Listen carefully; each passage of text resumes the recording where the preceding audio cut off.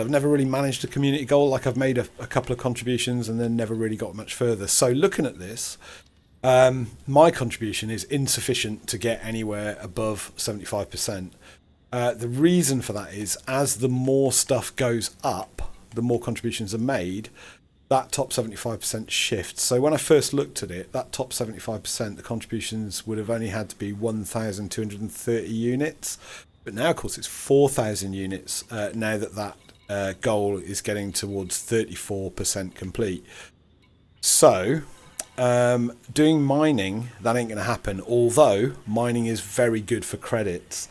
So the bonus of doing the mining, even if you don't get into that top 75%, is the credits. But I wondered what would happen if I did something different. I wondered what would happen if I did trade and hauling. As I said before, don't really like hauling. It's not my cup of tea. But I'm kind of intrigued as a couple of things. Sorry, I'm just going to try and see if I can open a browser. How does that work? How does OBS's browser thing work? It just has a browser source. Browser source will display a web page from the internet or local file. Send a URL to the page you'd like to display. Okay, we can do that. So I am going to use a tool that many of you will know if you play Elite. Probably everyone knows if you play Elite. If you don't play Elite, this might be worth knowing about. And it's called Inara. And what am I trying to look for here? Community goals, no. Data, there we go. What are you looking for? Thermal power, what they're called, thermal cooling units, that's it, that's what they're called. Thermal cooling units, and the reason I'm looking at that is there's stuff that's relatively close, so I'll get the URL, paste it in there, you should be able to see it, I think. How does that work? So, incompetence as usual. You join me for another voyage into the incompetent. Inara, access check required, confirm and continue. How do I do that? Can't click on it, it's on the screen. Confirm and continue. No. Well, that's rubbish, isn't it? That doesn't work. Ugh. Let me get rid of that. It didn't work. Are you sure to remove this browser? Yeah. What I can do is I can probably switch to monitor 2 and then put the web page up. Will that work? There you go. So in Inara, we can type in data here, search nearest, and we can look for what we want. We can look for the most profitable trade route as well. So this is where I'm at the moment, Cairbrand. Cargo capacity, I'm not sure about actually. I wanted to check. Can't remember, and I need to change it anyway. So I will show you changing the ship in a minute. We'll keep it at that. It doesn't really matter. Maximum route distance, 80 light years, because I don't want to spend my life doing it. We can go search, and it says go to Anvil City in LTT 18557, and we can copy that. That's an Anarchy system. Could be a bit risky, but I'm okay in my Python. I feel pretty good. Buy price is high for those. They were cheaper. And selling them at Surveyor's Reach will net 37,000 per unit. I think. That's a lot of distance though. 1,790 light years? Why is that so much? I don't want to go that far. 80 light years. Oh, it's light seconds, sorry, not light years. So that's the distance from the star that you jump to the station. Homer platform is only 996 in the Ad Leonis system. And they're cheaper. So that one might be a better thing. So let's have a look at the ship and what we'd need to do to make the Python a bit of a trade monkey. I have been thinking, you'll laugh about this, I've been thinking about the stupid Panther Clipper MkII that I don't like the look of. It's purely the aesthetics, there's no other reason.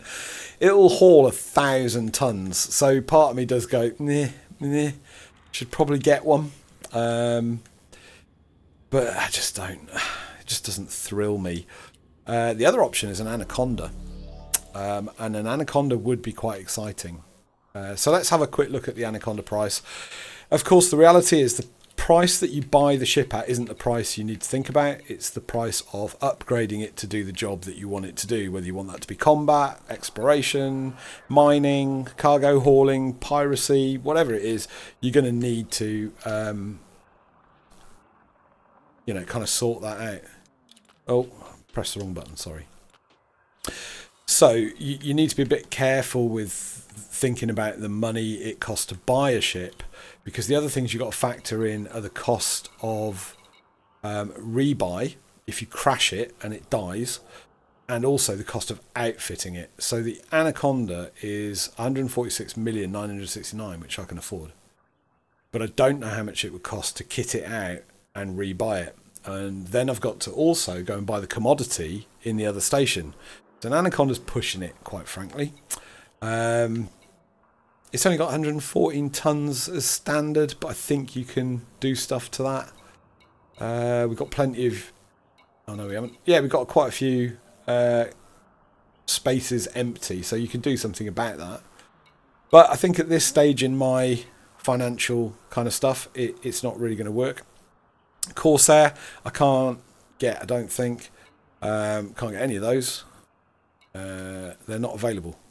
And the Type 8 transporter, that could be also a good option. That uses a medium, I think it's a medium ship. Yeah, it is. I think that could be quite good actually, but again, it's a bit similar to the Python, and we can probably do something with the Python to make it okay. The Panther Clipper though, look at the price of that, 301,348,585 credits. If I buy that, the rebuy cost is going to be super high, the outfitting cost is going to be super high, and by the time I've done that, I won't have any money to buy any cargo. Not an option. Type 9 heavy, cheap, could do it. Bigger cargo capacity, apparently it flies like a dog. My worry about that is if I get interdicted by a pirate, I might not be able to get away. So that's my concern with that. Whereas I know the Python, I've flown the Python a lot. Could use a Crate Mark II or a Crate Phantom. Not great cargo capacity. Very similar to the good old Python, really. And I think I would prefer my Python, just because I'm used to it. So I've decided that I'm going to use the Python. If you're new to Elite Dangerous, you might not know that you can store modules. So when you want to change the role of your ship like this, you can actually store the modules. Now, for cargo hauling, I am not taking hard points. I don't need them. If I get interdicted by somebody, I'm going to run away. Now, because that's engineered, I'm going to put it in storage. I don't want to sell it, because if you sell it, you lose the engineering on it. The engineering, if you're new to Elite Dangerous, is it's a game mechanic where you have to go and find an engineer in the galaxy. You have to unlock the engineer by doing something, giving them something, or scanning something or finding something. Once you've unlocked the engineer, you then find materials to have the upgrade, and you don't get them back if you sell the unit. I don't think. Well, you don't. So that's that. It's a bit like other RPG game mechanics where you collect materials to craft a thing, whether that's a bow, an arrow, whatever. It's the same kind of mechanic, really. In Elite, though, for some reason it seems to take a lot longer. I was playing Kingdom Come Deliverance 2 before I was playing this. Really like that. Good game. And in that game, you just go around and pick up herbs. Pick up herbs and flowers off the floor and take them somewhere and mix them up. So you can get loads of them. It's easy.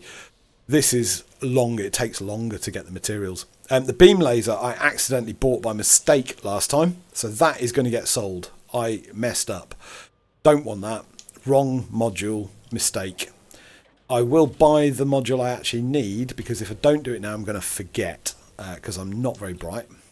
And the module I wanted was the other beam laser, the fixed one, or a gimbaled one. So 2D doesn't change the jump. Well, it does change the jump range a little bit. 1E's got the bigger jump range, whether it's fixed or gimbaled. 2D drops the jump range. What's the difference between that one and that one? 2D beam laser. Oh, one's gimbaled. The gimbaled one dropped. They're the same. So the one that doesn't drop the range is a 1E, which is a small one. I want a medium one at least, I think. I'm going to take the fixed one. I'm not going to actually put it on the ship. I'm going to buy it, store it, because I want it for the Distant Worlds thing. I might also buy a small one, because I might need one on another ship. So I'm going to store that. Weirdly. I know it's a bit of an odd thing to do. So that was on a medium hardpoint, I think. Yeah. I can't get a small one because there's no small hardpoint. Let's go on a large. Go on then, we'll put one on a large just to see. Oh no, it's pulse laser. Beam laser. So 3C fixed. Just over 1 million credits. Not really going to affect the jump range that much, I don't think. So there's no 3D, so I can't do a 3D. Usually the D-rated things are lighter, so they don't affect the jump range as much. It's knocking my jump range down just a fraction. For the, but I don't have to put it on the ship. For the Distance World stuff, I can take it off. But I am going to... Oh, that's a big thing, isn't it? Again, I'm going to just store that for now. I just wanted to get one, so I had one. No engineering on it. It'll probably be fine. I think it's just to like open doors and things. So I'm not going to run any weapons. Utility mounts, I'm going to get rid of my kill warrant scanner. I'm going to put that in storage, because why not? Shield booster, that's good. I also want to make sure I have a point defense turret on the mission. I have one in storage, so I'm just going to pop that on. I can use the point defense turret anyway for doing stuff. What else can I have? Defensive. ECM, never used one. Heatsink would be good. I'm going to put heatsink on. There we go. So I'm going to put heatsink on the other one. Heat sinks mean you can eject some of the heat that's built up in the hull of your ship if you get too hot. All the internals, the core internals are going to keep the same. Not going to change any of that, I don't think. Probably don't need the sensor suite, but I'll keep it just in case. Optional internal, this is where I need to make some changes. The cargo rack capacity is going to stay there. They're not going to change. The Guardian shift drive boost is going to stay. We could get rid of the shield generator, but it's high risk. So if I get interdicted and shot at, I won't have any shields. I am going to park the collector limpet module. Don't need it for this. Fuel scoop I need to keep. Planetary vehicle hangar, I'm going to park. I don't need it for this. So that frees up a bit of space. And the fuel transfer limpet controller I'm also going to park. I got that just because I felt bad for somebody drifting around in space. Detailed surface scanner. Don't need it, but it's only class 1, so it's not going to free up a load of cargo space. That's class 3, that's class 3. So if I put in cargo racks, I can get a capacity of 8. Is that it? Ugh. Not a lot, is it? Oh, there we go. Oh no, can't have that. It's a 6E. Not going to make a massive world of difference, but we'll put one in there. We'll put one in there. I thought I could get more in there, to be honest. I suppose if I down-rated the shields... Oh, that's class 5. That should be better, shouldn't it? There you go, 32 in there. We'll stick a 32 in there. Of course, every time I do this, my jump range I thought would go down, but it's actually gone up quite substantially. I'm at 40.35 light years. It started off at 30, so those weapons were really heavy. So what's my cargo capacity now? How do I find that? Where do I see that? Am I stupid? I am quite stupid. Come out of that. I don't need to make any changes to my fire groups because I've not got any weapons now. I'll maybe put the heat sinks on. Well, that's funny. Where do I find out about my ship and its cargo capacity?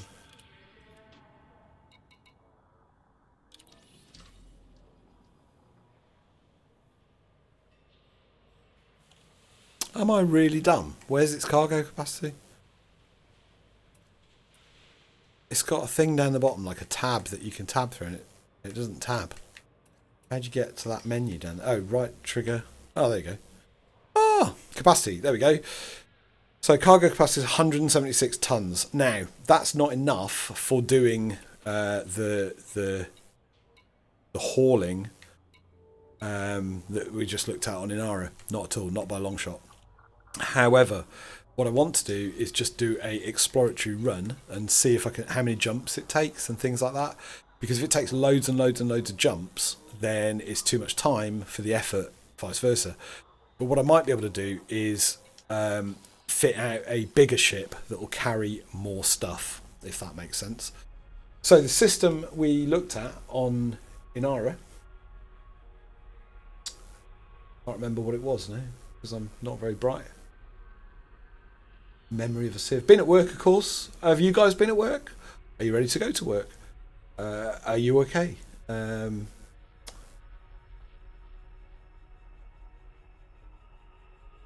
it's giving me a whole route. I don't want that. So Garen Ring. That's the one we were looking at. So copy and paste it from Inara. That's the system. Ooh, how far away is that? That looked. It's deceptive though, right? Because it always looks a really far away kind of thing. Why is it not lighting up? Why can't I see it? What have I done wrong here? Why can't I plot to there? Realistic mode. There we go. That was it, wasn't it? 2 jumps. Okay, so 2 jumps unladen is fine. That doesn't take long.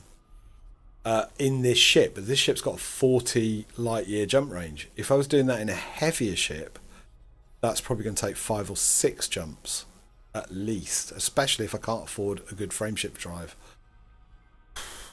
So I don't know. Does this work? Should I even be doing this? I'm not sure. The only ship that makes sense to do this in is that stupid Panther Clipper MkII. Okay, alright, so we'll set that. We'll go there. We'll get some of these TCU things, whatever they're called. Do we have system map information? It's just going to bring up the system we're in, isn't it?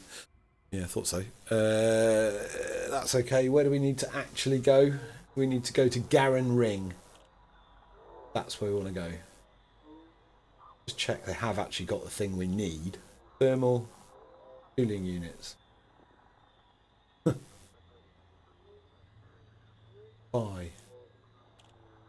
8,663. So the other thing that's happening and the thing you have to understand about Elite Dangerous is it's a dynamic market, which means whilst people are going and getting stuff, that stuff is leaving that spaceport and vanishing. It's not in game anymore because it's being bought, if that makes sense. So as that commodity is being bought from that station, it's dropping down, it's going. So what can happen is you can look on Inara and go, yeah, they've got stock. I'll travel over there, you get there, and it's all gone. I've done that so many times, and it's another thing you need to be careful of about some of the YouTube stuff. It was a terrible launch. Because it's dynamic, it's hard for a YouTuber to say, go to this system, buy this commodity, ship it over there, and you'll earn 1 billion credits. The reason it's hard is because it's a dynamic system. So if everyone watches that video and then does it, there's none of that commodity left and it's gone. So that will be what's happening in the nearby systems now because of the community goal, if that makes sense. I don't know whether I made any sense there. Did that make sense? I don't know. Let me put my OBS screen up just so I can see it's working. Got very little faith. Very little faith in my ability to broadcast or record. Recording today, we're not broadcasting, we're recording. To record the video and make it work, and the audio, and play the game. Because so far, it's not been brilliant. So I just wanted to take you through my thought process. of what I'm doing and why I'm doing it. I'm not really a great trader. It's not really my cup of tea, or hauler. But there are opportunities within Elite Dangerous, as I understand it, to do colonisation. Colonisation's quite interesting. I think you get to carve out your own little bit of the galaxy. I think you get to build. A little colony. I quite like the idea of that. There is a small income that you earn from your stations that you build in whatever colony you colonise. Again, I quite like that idea. That's pretty cool. Even if it's a small income, if you don't have to do anything other than build it and leave it, it's still a passive income, and this game really needs a passive income. Just because the cost of rebuy and things like that just hits you all the time, especially in a ship like this. It's 4 million credits if I get shot down,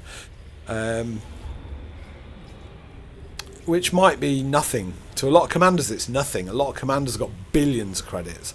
They've got fleet carriers, but to me it's always been a massive struggle. I've never really got this much credits. So, and I don't know whether I'm the only one. I can't be the only one. Surely there's somebody else out there who has the same kind of issues with the silly thing. Am I incompetent? Mostly, yes. Are other pilots fantastic? Of course they are. They also may have more opportunity to play for longer. I don't have a lot of opportunity to play. I don't have a lot of opportunity to play for a long time, and it hurts. I'm old. My back hurts. My eyes are sore. All that kind of stuff. So it's different for different people, and some people are just casual players. I'm a casual player, really. I'm only doing this because I do love the game, and I just wanted to do something different. I wanted to be involved in the community, and I'm really glad I've taken the leap, to be honest. Even just on the forum, people have just been lovely. What a lovely, lovely, supportive, friendly, fantastic community on fleetcom and Distant Worlds. Just, oh my gosh, what lovely people. What am I looking for? What was it called? Something. It began with a G. There's going to be loads of fleet carriers in it. I'm going to have to look at the map thing, aren't I? Vinci Ring, wasn't that? It began with G. You can just scroll through this list, right, and it'll show you everything in the system, but it can be a little bit... I'm going to slow down. Take my time. System map. Oh, you only have to do this once you've found where you need to go. Should be a station, right? Thagard Terminal, wasn't that? Goddard Enterprise, I bet it was that. It's on a... I don't like them. Just check. What was it called? Garen Ring. No, it wasn't that. Am I in the wrong system? Oh, blimmin' am, aren't I? I can't tell you the number of times I've done that as well. Like, so many times. I've done that. Gone to the wrong system. We're in the wrong system. NLTT 53690. And that... Maybe that's... NLTT 53690. That is where I am. Well, what's going on here? What am I looking for? Garen Ring. Surely that would be one of these, wouldn't it? No, it's not that one. What? I can't see now. Controller. Use the controller, idiot man, because that's what you've told it to use. Can't. Vinci Ring. So that's a ring. So it should be one of those dodec. Surely. Ah, there we go. Garen Ring. Set the marker. Let's go there. Should be now pointing me in the right direction. It is straight in front of me. Look at that. How weird. Now, what I have done since the last video is I've installed an SCO drive. Super Cruise Overdrive. So I'm in Super Cruise. Super Cruise isn't faster than light. It's your cruise around the system kind of speed. When you press B with an SCO, that 2,800 and whatever it is light years drops, but you have to come off it because you end up in a gravity well, and then you accelerate. And if you don't come off it in time, you have to do a massive loop of shame, they call it. So I'm still in the gravity well, I'm still accelerating, that's okay. If I keep the planet out of my screen and drop my speed, it should start coming down. I can look up, I can turn up, and I'm now only 400 and something light seconds away from it. So Super Cruise Overdrive has been a revelation. I didn't understand that I could just buy it. I thought you had to unlock it.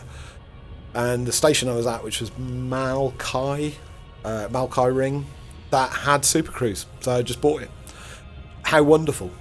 What a difference that makes. And now the Python is probably my favourite ship in the game, because that's what it needed. It needed that speed boost to get across from the star to the planet or the station quickly, and it will make a massive difference. Also makes a massive difference for exploration, because with exploration you can then fly away from the star. I usually fly like up or down, and then that means you're in the right place to scan the system with your FSS scanner, full spectrum scanner, I think it stands for. And full spectrum scanning is what you do when you're in a system that's unexplored, and you can explore the planets at a distance. It doesn't take long, and you don't need to land on them or do anything else. Your alternative to that is use Super Cruise, fly around, fly close to each planet, and then it'll identify the planet, but that can take a lot of time. So FSS scanning, full spectrum scanning, saves a lot of time. It's little mini games, dead easy. I will show it at some point. I'll do it on my way back or whatever. So Garen Ring, not been here before.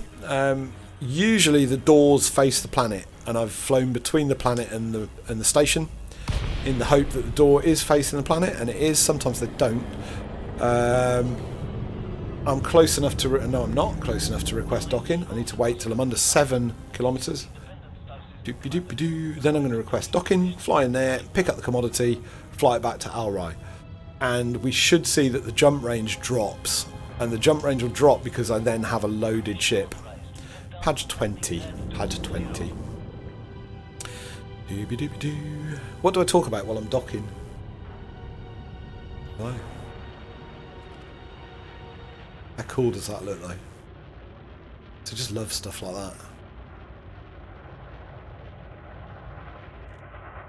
that. Ancient graphics now, I suppose. You know, 10-year-old graphics. Don't look bad, does it? 10-year-old game. What was the other old game I was playing? Oh, The Witcher 3. Had a go at that. Quite like a bit of RPG, me. And that looks really dated. I think that came out in 2015. Don't mind them scanning me, not carrying anything, nothing naughty going on. Pad 20, anyone see it? I can never find the bloody things. There it is. I gotta slow down.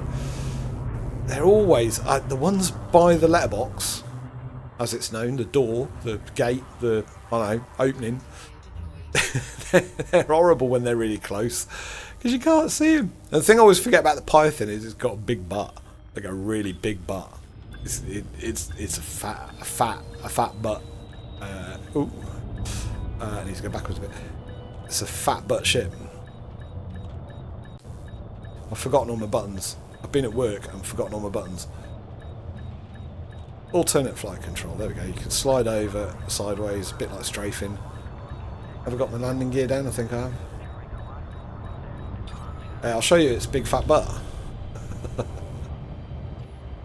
So if I zoom out a bit, so your cockpit, right? It's a bit like driving a go-kart. If you've ever driven a go-kart, it's like that. Your cockpit's there, right? So you fly through the letterbox thing, thinking, "Oh, I'm through," and you forget about all the ship that's behind you. It's big fat butt. Look at that. So that goes wrong. Starport services. What we're trying to buy: thermal cooling units. Thermal cooling units. Now, according to Inara, thermal cooling units here. I won't show you the screen just because I can't always make it work. Should be 3,867 credits each. That is above the galactic average. If we go to the commodities market, is it accurate? Because sometimes it just isn't. Sometimes they're not even in place. There we go. 3,867. Ooh, it's accurate. Nice. They have 10,364, so they've got plenty. So even with the community goal, they'll have them for at least a few trips. So we're going to buy them. I can only get 155. I thought I had more space than that. That's going to cost me not a lot, to be fair. 599,385. Fine. So we're going to buy them. Oh, I know why. Hold on. Let me flog some limpets.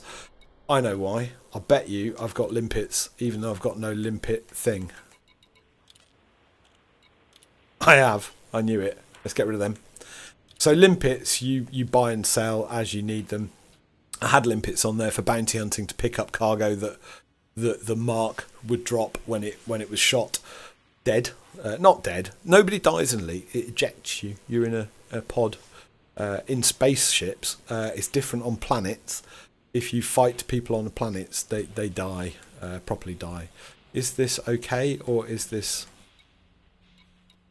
no limpet controls are currently installed. So I have my tonnage back. It sorted itself out. I thought when I sold the limpet controller it would just sell the limpets, but obviously not. Now can I get more? Yeah, I can. So now I can get the whole lot. So 680,000 credits, so not a lot of money. At full capacity. There we go. We're going to go back to Alrai now. So back to navigation. We should just be able to plot it. I shouldn't have to type it in, but sometimes you have to go up and down on the map.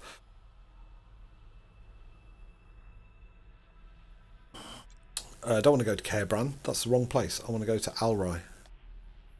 Alrai, there we go. That's where I came from. That's not where I want to go to. There's Alrai. So if I hold that... 2 jumps. Nice. Okay. So that's not what I expected. I expected more than 2 jumps. That's it, isn't it? Pretty easy. Oh, this will be easy money, eh? Easy money. Fly in, fly out. Now, if I don't get interdicted with a full cargo, I might risk the Panther Clipper MkII. Stick some cargo holds in it. Do a couple of trips at, you know, or not even stick some cargo holds in it. Just fly it as it comes off the shelf. Because I don't want to keep the ship. I don't want to build the ship out. I don't want to spend, you know, God knows how much on it. Because I don't like the... Oh my God. Oh, I'm speeding. I bet I'm speeding. I haven't done that for a while. What an idiot. I hope I wasn't... I don't think I was speeding. It doesn't tell me I've got a speeding ticket. But if you're going too fast and you do that in the thing, or in the gate, or in the door, you get a speeding ticket. You have to pay a fine. It's not a lot, but you can't land... Like, there is an impact. Like, you get scanned and then you're considered a naughty person who's got a warranty on them, and then they have you. Scan away. Scan away. Nothing naughty here. Nothing to see here, Rozzers. Well, they do like a scan, these boys, don't they? I do. Can I fly through the ring? I do quite like doing that. Shouldn't.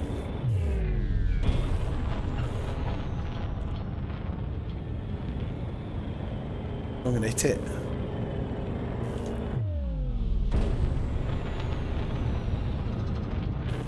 Kind of fun, isn't it? I'm going to have to boost for ages because it's past the station. So the reason you have to keep boosting like this is because the mass of that space station there means that you can't escape its gravity until you get far enough away from it. Once you're far enough away from it, you can then engage your frameshift drive and do a light jump, as in a faster than light jump, or you can get into super cruise, which is just fast. It's not like there's 3 fasts. There's like normal fast, which is just normal. Oh, I've just cancelled it. It's like normal fast, like now, like me driving around. That's just normal fast, and you can boost in that state. Then there's super cruise fast, which isn't as fast as light. And then there's faster than light travel. This is going to be faster than light travel. They call it a jump, and bang, you're in warp time, or however it works. It's faster than light. That's all you need to know. If there wasn't faster than light in this game, you'd just stay in one system, wouldn't you? Really, you wouldn't have a choice. Do I need to fuel scoop? Why can't I speed up, slow down? No, I'm only going here, aren't I? We're already here. We need to go to the community goal ship. Can't remember the name of it. I'm so stupid and old.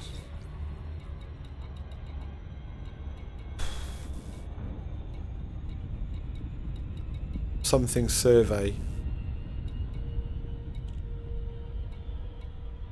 Okay, where's it gone?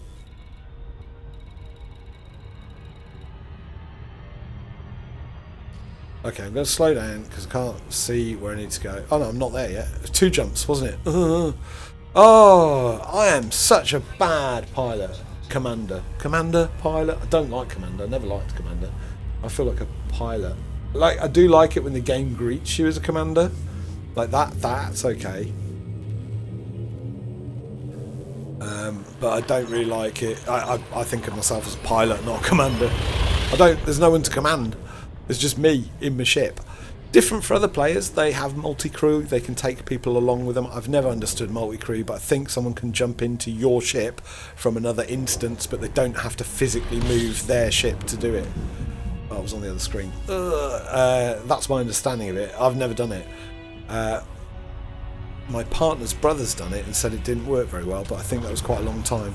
Surveyor's Reach. There we go. That's where we want to go. I won't bother with fuel scooping, because don't need to. I'll just go there.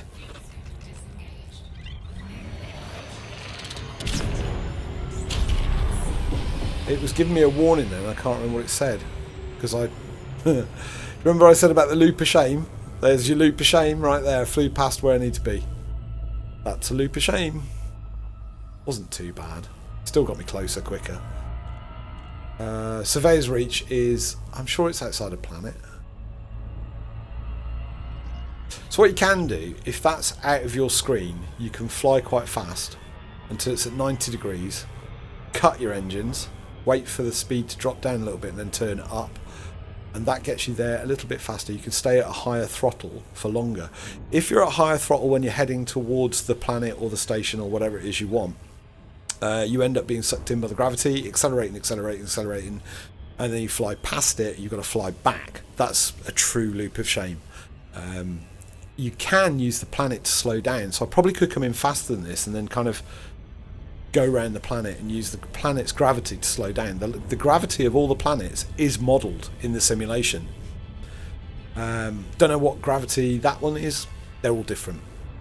We can look. We can actually see it on the map thing. But I won't do that right now because I'll crash. Because I'm not that clever. So that didn't take long. So the reason I'm doing this is to see if that's faster than mining. If it is, it might be worth getting a bigger ship with a bigger cargo capacity, and maybe it takes more jumps, which will be slower, but because of the bigger cargo capacity, it will do more quicker.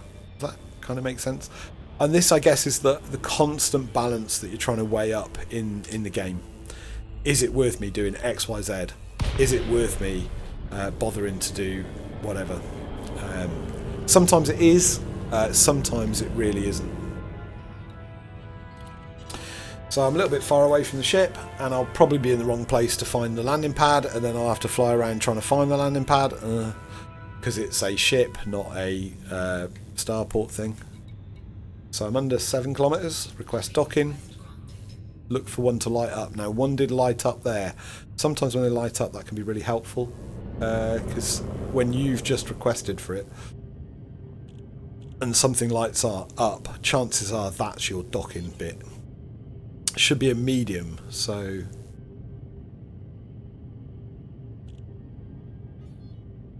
none of those. It's on the other side. So they're numbered 28, 17, 23. We're looking for 9, so it'll be on the other side of the ship. There it is.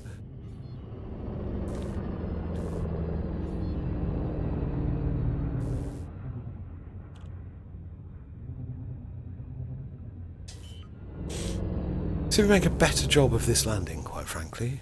The previous landing was a bit dodge, let's be honest. And it was dodgy because you've got 2 flight controls. You can click the left thumbstick on a controller, and then you can like strafe. And in its normal mode, it's your. And sometimes I get confused about which one's which.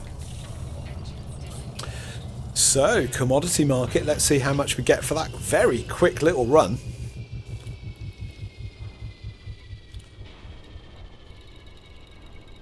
Thermal cooling units. 6,512,000. What was it getting before? 70 something million for the bromelight. But the bromelight took a lot longer. So 170, what do I get? 176 tons. 176 tons at 6,512,000. Now obviously if you found a cheaper place to buy it, and I'm sure there are, you could make more. What I need to do is work out, is there a ship that will give me, and of course there is, it's the Panther Clipper MkII. I don't want one. Partly the cost, right? So there we go, that's done that. Let's have a look at the community goal and my contribution to it, because I haven't contributed enough yet, anywhere near enough, but that's okay. If I took a Panther Clipper, I could do 1,000 tons a go. Oh, it looks moved me up quite a bit on the tier 1-2. I have done 1,833 units collected, so that was quick. It was quick. It was really quick actually. Compared to mining, it was quick, but a lot less credits. So to make that work, we need a bigger ship. That's what I thought. I didn't get interdicted. So do I run the risk? Do I run the risk? Panther Clipper, look at all the Panther Clippers. No choice on this. It's got to be that ship. Ugh. Elite Dangerous, what are you doing to me? I look like such a hypocrite now. Right, I'm going to go back over here where I can buy a Panther Clipper. Unless there was a system where it's cheaper.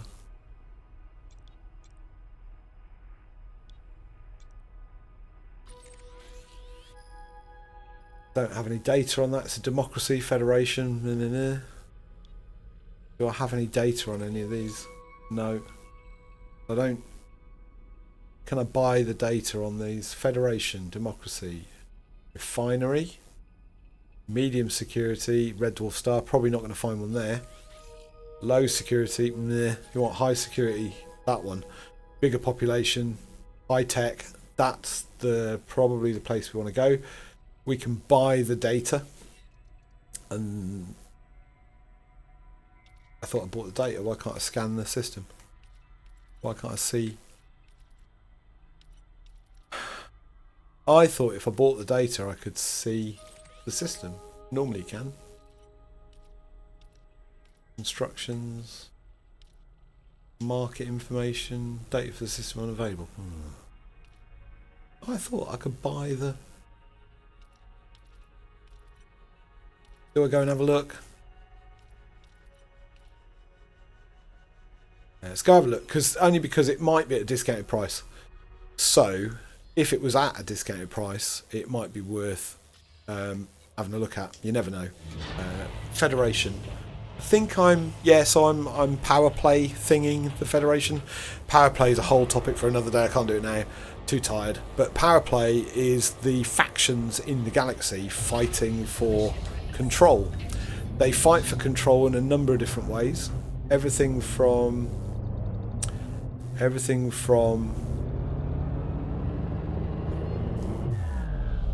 piracy and bounty hunting, right through to constructing colonies. I'm just trying not to hit other ships. Sorry. Right through to other things too. A lot of traffic at this because of the community goal, and I'm on the private server, so unsurprisingly I'm mass locked. Unsurprisingly there's a lot of ships, and they were all Panther Clippers, which is really interesting. The reason they're using the Panther Clipper is it's got 1,000 tons of cargo space, and there is nothing in the game with that much cargo space. So even though I massively dislike the look of the thing, like I really do, I think in flight it's okay, it's just when it lands I'm like, why has it got cat legs? It doesn't need cat legs. In space no one can see your cat legs. Like, there's no up and down in space, so even though cats always land on their feet, it's fairly irrelevant, right? And don't get me wrong, I like cats. Got 2 cats. But why does a spaceship look like a cat? I don't understand. It's a bit Thundercats. I mean, the Thundercats reference I quite like. And of course, these days people won't know what Thundercats was. Maybe I'll try and put a little clip in. Thundercats, I think it went. Something like that. I can't remember. I can't remember what the Thundercats were. They're all cats. Tigery type things. You know, I can't remember that. I can't remember. I liked it. As a kid, I liked it. Was I a kid? I don't know if I was a kid. Was I a teenager? Did I watch Thundercats as a teenager? If there's any young people that watch this, they must think this bloke's completely lost his plot. Why have I not got a planet? Oh, it was only one jump, wasn't it? Is there anything here? Oh, maybe that's why there was nothing showing up. Because there's no ships. There's no...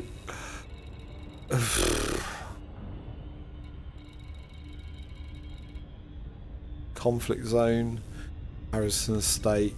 None of those are space stations. Maybe that's why there's no space stations. Ugh. I didn't mean to do that. Pressing the wrong buttons constantly is my thing. Federation, democracy, blah blah blah, high security, Red Dwarf Star, probably not. Federations, refinery, Red Dwarf Star, low security, military. Nah, I'm gonna go where I know there's one, even though it's expensive. I think it's overpriced at Cairbrand. But at least I know it's there. It's 2 jumps. Otherwise I'm just wasting time. And as I've said before, Elite Dangerous is all about your efficiency and time. Nothing else really matters. So, what will be interesting is if we get a lot more... won't get 1,000 tons. That's not going to happen because I would have to put the cargo racks into the ship and I probably won't be able to afford them after I've bought the ship. Because it was 300 and something million. I've got like 500... What have I got? 565 million. So I'm not going to be able to afford to put lots of units and stuff. Oh, I keep pressing the wrong button. Done it again. I won't be able to afford to put like a really good frameshift drive in it or other stuff. I might be able to whip some stuff out of this ship and put in that ship. That's doable. Doesn't cost me anything then. It might not make much difference though because that's a much bigger ship than this one. I don't know. Oh, the other thing I need to check is whether it'll land on that planet, on the place I bought the goods from, because the other thing is it's a large ship and this is a medium ship. It might not have the landing pad to fit the larger ship. Don't let me forget that. I will forget that.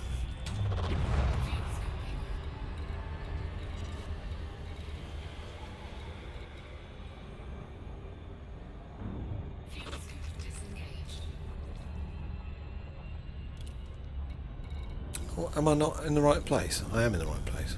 I'm not in the right place. Where am I? Cairbrand. Oh, next jump's Cairbrand. Can't count, see. Tired. Another tricky day. Been another tricky day at work. I need to see what size landing pad.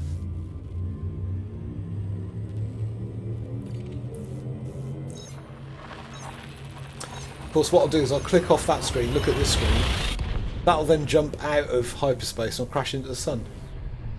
Super Cruise Assist. I think on the last video I said I don't know what Super Cruise Assist does. I do. I forgot, that's all. Super Cruise Assist drops you out of your speed when you get to the sun. Look at that, the speed drops right down. And the reason for that is so that you don't crash into the sun.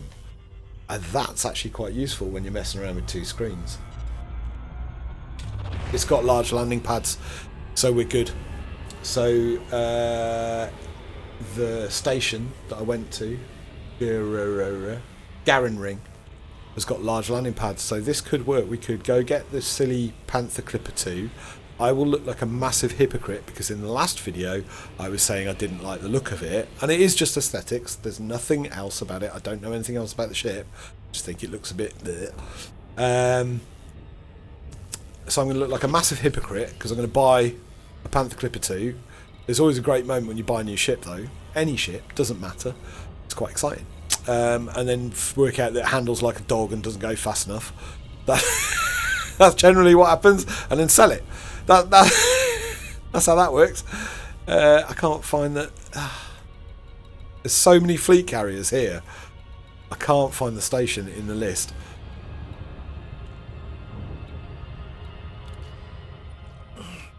Sometimes it's just quicker just to do that. Right, where am I going? Over there. So, I'm going to buy a Panther Clipper. I'm going to see how much, maybe not how much cargo I can get in it straight away, because I might not have enough money to buy enough of the commodity. What did it cost me to buy? It was about 500 and something, wasn't it? And that was for 176 tons. So it'll be 5 million something for 1,000 tons. Okay. So, or 50 million, 5 million, 50 million. We might have that left over, even if we put some cargo scoops in and stuff. So let's see what we can get away with. MkII is kind of becoming my home system. It was never my home system. It's just a system that was out here that was close to mining. But I know I can buy stuff there. It's not bad, is it? So my worry is that my big worry is, and I hate the thought of this, why I'm being a bit nervous. I don't, because of the thing in the last video we were talking about pre-built ships and using real money, and it's a bit of a cheat, blah blah blah blah blah. I would feel really bad now if I went and bought a pre-built Panther Clipper 2. Especially if I don't like the ship, and that'd be real money. Don't like the look of the ship. I must keep saying that because it's not the ship. I don't know what the ship's like. So the good thing to do would be to buy it with real money, buy a pre-built ship, and then if you get interdicted, shot down, lose everything, you've only lost your cargo and what you spent on that, and you could redeploy the ship for no money. But I agreed with Yamiks. I don't want to buy any more pre-built ships until Elite does something slightly different with it, or Frontier does something different with it and stops trying to not scam. I don't think it's a scam. What is it? Hoodwink people into buying stuff they don't need.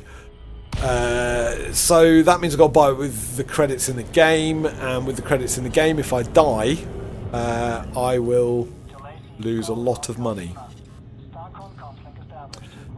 So it's high risk. Now there is something you can do, which is a little bit naughty. But people do it, especially when it's high risk like this. People do what I'm talking about here. What you could do, I think, I know people do this, I don't know whether it works, but if you get interdicted in Super Cruise by a pirate who wants your cargo in your slow hauler ship, see there's a pirate there going on there. Look, people having a little go. Doesn't matter here because the feds are around. I don't really care about it. And actually, on the Frontier server, you are not allowed to deploy your weapons within 2 kilometers of the station. So on this server, you would get booted off the server if you deployed your weapons. I don't know what happens if you do it by accident, because I am the kind of muppet that would do it by accident. So I don't need to worry about them by the station, but in space when you're in Super Cruise, the NPCs will interdict you. Now in an agile ship like this one, this is pretty agile. I know it doesn't have a great pitch rate, you know, up down, but otherwise it is pretty agile. I like the Python. It flies okay. It's not like the most agile, but it's nice to fly, despite its big butt. What happens? You get interdicted and they shoot you down. You lose everything. You got to rebuy. So what I'm about to do is high risk because the cost of the ship is a lot for me. Like I say, other players may have lots more credits, but it's going to wipe out that 565 million pretty much. And then if I lose the ship, I won't have enough to rebuy it. Maybe we'll see what the rebuy cost is. And I could also lose the cargo. So, so that's fun. But it is available here, even though it's not discounted. I'm going to get it. Let's put some stuff in storage off this ship first, because I might need some of that stuff. So I'm going to strip out the ship, put stuff in storage, which is going to be very boring to watch. I'm really sorry. The utilities I won't. They're cheap. But it's only class 1. I'll need more than that in the Panther Clipper 2, I'm sure. It's a 7C power plant that's been engineered. That's going into storage. Because core module will be replaced with a factory default. Meh, fine. So I'll put the power plant in storage. We'll put the thrusters in storage because they're class. Put the frame shift drive. That's the one I think I might need. Life support, meh. Power distributor is engineered. I'll put that in storage. Of course, I forgot. What will happen now is I'll forget my ship build. Don't need the sensors. I'll leave them on the ship. Fuel tank 32. It's not engineered. I can just buy another one. They're cheap. Optional internal though. I could put the cargo racks in storage because then I don't have to buy them. But they're probably not big enough. I'll leave it. The Guardian frameshift drive booster is what I want to put in storage. Shield generator 5A. We can put that in storage if we want to run shields. Might give us a bit of survivability. 4C fuel scoop. Don't need a fuel scoop. Cargo racks, don't need those. Detailed surface scan, don't need that. Advanced planetary approach suite, meh, it'll come with that. So that stuff stripped out. I don't need the vehicle bay. So let's go shipyard. This is more money than I've ever spent on a ship, and I'm buying a ship I don't even like. Logic. Could buy the Type 9 Heavy, lots cheaper. Good cargo capacity. I think you can outfit that with a reasonable cargo capacity. Yeah, you probably get a lot out of that. But what's the point when you've got a ship that's got 1,000 tons? Even if it costs that much more. It's got a ship launch fighter bay. Am I allowed to take the ship launch purchase ship? No, I don't want to sell my Python. No. Store current ship. Exchange ship. No, I don't want to exchange the ship. What's going on here? No. I want to store the current ship, purchase the new ship. That's right. 301 million. Like, literally more money than I've ever earned in the game. And I've just bought... Let's have a look at it. I've just bought the silly cat ship. That I don't like. Look at it. What is going on with that? Right? In space, when it's flying, it looks okay. I don't have a problem with it when it's flying. It's when it deploys its landing gear, I'm just like, why do you look like a cat? It's a space sim. Oh, look. That's interesting. I presume that's because of its cargo. Look, its boarding ramp is off to the side. Did not know that. While I'm here as well, just to show you, let's get a sense of scale. Let's jump out. Because what I haven't shown you is you can walk around. I did mention it. There you go. You can run around. On a planet, you can jump. For some reason, you can't jump on the hangar bay. I don't know why. Is there like extra... God, that's big. It's a monster. Look at that bad boy. Size is everything. So YouTube's going to strike me, innit? How do I get back on? There we go. It's got crew seats. So if anyone wants to jump on, come for a ride, I don't know, at some point, give us a shout. Starport surfaces. What we need to do is we need to check for the stuff that we need to put on it. Hard points, don't care, strip them out. Don't need these. Why am I storing them? I've bought them, haven't I? I may as well store them. I would have sold those, I don't need them. They're like the worst hard points, I think, ever. I don't need to run any guns, so that's fine. Got loads of stuff there, though. Look, it's got loads. Oh, what I did want to do was get a small beam laser. Not for now, but for another time in the game. That's gimbaled. That's fixed. Let's go fixed. Buy and equip. Don't need to equip it. I'm going to take it off there now. But I want it in storage because of the Distant Worlds thing. So that means I've got a medium, a large. Did I get a large? I got a medium, a large, and I've got a small. So I can equip a beam laser on any size of ship. I do want point defense turrets, so we're going to put point defense turrets on. They're not there. They weren't available at this ship. Let's put an ECM on there. Electronic countermeasure. Defense systems counter missiles and torpedoes causing effect with loose target lock. That might be useful. What else can we have? Chaff launchers. We can do those. Just to give us some survivability, if we do get interdicted, we'll go with the heat sink launchers. We'll put 2 on. Probably not enough. And we'll go with a shield booster, maybe.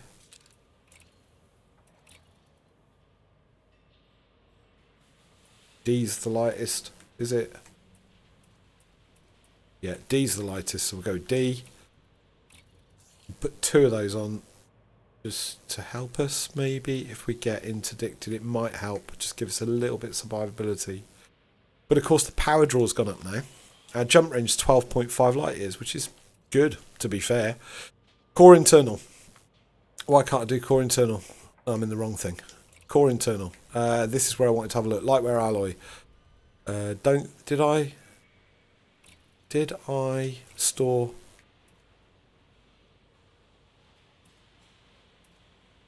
No, the consequence of that is too great. Power plant, though, I did store one, didn't I? Should show up, shouldn't it? There. Is it one of those? 5E. No, that one. So that increases my jump range. Even though it's a smaller unit, because it's smaller, does it? And it does provide enough power for what I've got at the moment. It says it's got legal issues. I don't know. It's better in every respect. It's going on the ship. But can I put it in another slot? No, I can't. It has to go in that slot. Transfer from storage. Cost me to transfer it from storage. Why is that taking 9 minutes? I just took that off the other ship, didn't I? Oh, it's that one there. Oh, idiot. There you go. That's good. That's up the jump range. Thrusters were the other one I think that I had in storage. That were engineered. I'm sure I took them off the other ship, didn't I? 8D. D's good, D's light. How much is that? 6 million. Meh. Frameshift drive. That one. Oh, it's already SCO. Fair dues. Leave it. Power distributor. There you go. There's my engineered one. That seriously ups the power available. If I wanted to put weapons on it. I don't really. But it reduces mass, which gives me more space for cargo and all that kind of stuff. So actually, stripping the other stuff out of the other ship and putting it in here is saving me quite a bit of money. Leave the fuel tank as it is. Right, this is where we start spending money. Capacity 128, shield generator. Do I run it without shields? Class 7, that gives us a big cargo rack. So class 7, I want to be down here. D is going to knock us. E's going to knock us. Not a lot. Why is the D taking more of a hit than the E? I don't understand. So normally the D rated stuff is lighter, but when I'm hovering over the E, the jump minimum is higher. Oh, okay, it does a bigger, longer jump, right? So the delta between the jump minimum is 10.33. Its maximum jump range unladen is 13.4 light years, but that one is 10.64. Same jump. So you do want the D. Thought you did. There's one. Wonder what our cargo capacity is. We can do another one. The same. But there's none available. You can't buy one. So I have to put the E in because there's only one E available. Buy and equip. Class 6. Can we get one? Gives us a capacity of 64.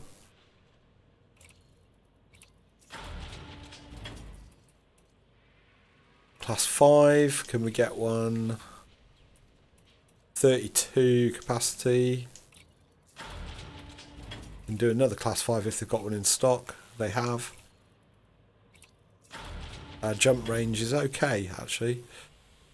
Class 4 gives us another 16. You can only get 16 out of that. What else we got? Super Cruise Assist I'll leave on. Advanced Docking Computer I don't need, but big ship, maybe I do need it. Never landed a big ship on a large pad. Oh, no fighter hanger, fine, so there's no fighter hanger in there. Our jump range is 13.4 unladen, 12.51 laden, our minimum is 9.19. That's quite respectable. For a big old ship like that, that's quite respectable. Do I need to stock anything up or do anything? Nope. Good to go. I don't want to engineer anything because it might not keep the ship. So that's that. We need to now go to my system where I bought that stuff, which was that's technical. What it's called. It was down there. Look. To go up and down on the map when I started playing the game, couldn't work it out. Didn't know how. And it's hold X and then use the left thumbstick if you're using a controller. The control scheme in Elite is actually really quite nice. Why can't I see?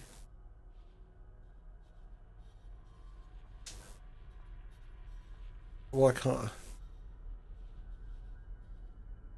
But then you have moments like this where you're like, why can't I? I'm in the wrong plane, I think, and I don't know how to get to the right plane. It's a zoomy, planey thing, and it's there we go. There we go. Now, we do know the system now, so we can actually plot exactly where we want to go, which means we don't have any messing about at the other side. It was called G. It was down here, wasn't it? Garen Ring. There we go. So we've plotted exactly where we want to go, even to there. Now, a lot more jumps now. It's taking 7 jumps. That's because we've got a big old ship. Going to take even more jumps to come back because it's going to be heavier because it's going to be laden. It probably handles like a dog. Let's have a look at fire groups. We will put the chaff on 1. We'll put the heatsink on 2. We'll put another heatsink on 2. I'll keep it on 2, otherwise it's confusing. Data link scanner on 1. No, sorry. D scanner on 1. I won't bother with the other ones because I won't need them. ECM, I don't know how that works. Do you have to fire that? Let's put that on 1. So let's check the power. So plenty of power. Look at that. I'm only using 54% of the power. That's cool. That'll run nice and cool. Thrusters priority 1. Shield generator priority 1. Power distributor 1. Cargo hatch priority 3 is fine. Shame shift drive SEO priority 1. Life support priority 1. I can put everything on priority 1 really. Advanced docking computer doesn't need to be on priority 1. Neither the sensors. Neither the super cruise assist. Electronic countermeasure priority 1. Chaff launcher, heatsink. They're all good on priority 1. That's that. So they're all good.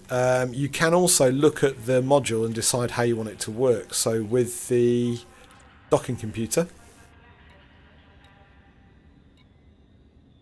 I thought you could change how it works. I've done it before. Ah, there you go. Ship. You go to ship, you go to flight assistance. Auto dock is on. Auto launch is off because I don't like it normally. This ship, on the other hand, going to turn it on because it's a big boy or girl. So that's good. So you can kind of adjust things in the heads-up display and stuff here.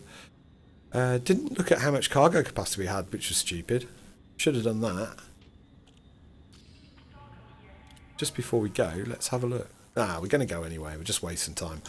Auto launch is nice because apart from anything else, you can watch it. And it's a big ship. I don't feel confident driving this big ship out of the... Oh, you've got terrible vision above your head. Look at that. Nothing. Ugh. I'm going to literally hate this ship. Look at the size of the cockpit. Why am I not in that chair? That looks like the captain's chair, not this rubbish down here. What's cool though is with the auto computer launching you and stuff, you can watch it. Now, you see, when it folds its landing gear up, it looks alright to my eye.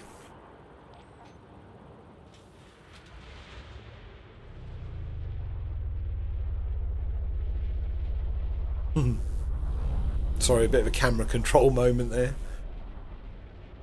Yeah, when it folds its landing gear up, I don't mind it. It's just when its landing gear's down, I'm like, why does it look like a cat?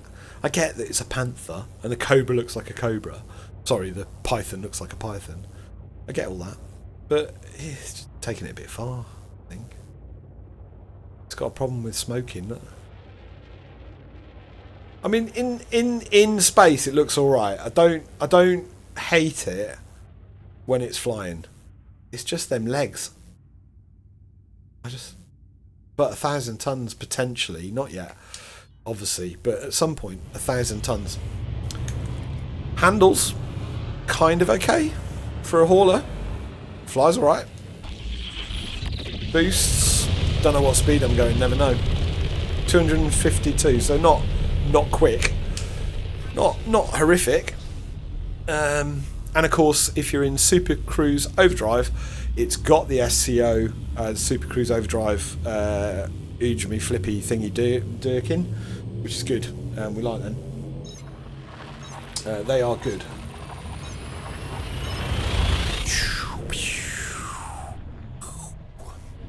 Oh, I need to be on that screen. Where's my little snowman? He's not in here. A little dashboard snowman, bobblehead. I didn't spend arcs on it before you moan at me, yamiks. It was free. Am I fuel scooping? Why not? Did I cut the fuel scoop out? Oh, did I take the fuel scoop out? That was brave of me. Don't normally go into space without super... ooh. That might be an issue, actually, because when we fill up with... Oh, that might be an issue. When we put the cargo on, it might dump me in space and I might die. That might have been stupid.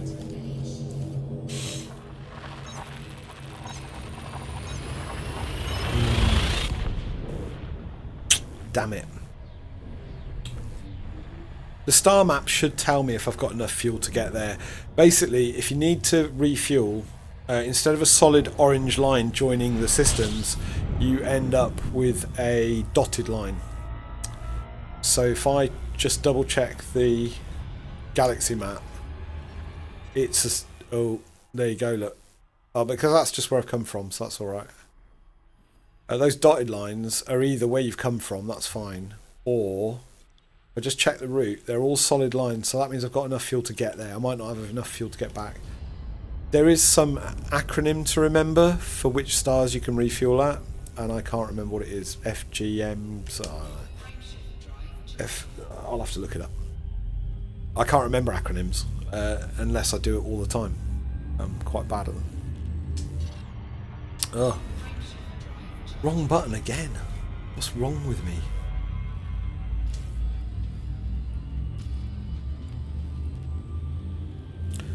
So I'm going to do one run in this big ass ship just to see. And see what we earn in one run.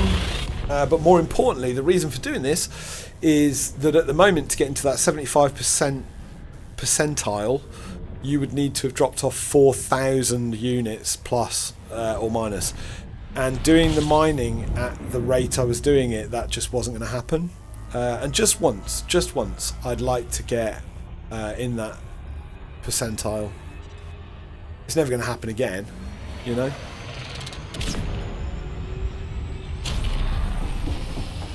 That was the Super Cruise Overdrive, and it allows you to boost around the sun and get to the other side so that you can carry on with your journey. That's quite neat. I think it uses some fuel. I don't. For someone who's been playing this game for as long as I have, I should understand it a lot better, but it is really complex. I was mentioning about power play before. So power play is the pulls, pushes, shifts in the factions in the galaxy. Even minor factions have an effect on the power play of the major factions. So you can have minor factions in a system. all vying for a bit of power and all that kind of stuff. And that has an impact. It has an impact on the local economy. It has an impact on the dominant, what's the word I'm looking for, the dominant faction, in terms of, you know, you get better, if you're aligned with the dominant faction, you will get better discounts when you buy stuff, or you'll get better prices when you sell stuff. And so that's always shifting and moving. It's very dynamic, and the same with the markets, and the same with the asteroids when we did the mining. If you mine out that rock vanishes for 6 days. I presume when you've moved all the commodity from one station, like I'm going to do, to another station, then that commodity vanishes from that station for a period of time. I don't know how long it is, but I think that's how it works. And that's why I say Inara sometimes is called, oh my gosh, that's slow. That was dangerous. It doesn't handle well in Super Cruise. I'm not used to that. It's a bit rubbish. I almost crashed into the sun. That would have been very embarrassing and bad. 2 jumps left, plenty of fuel, going to be fine.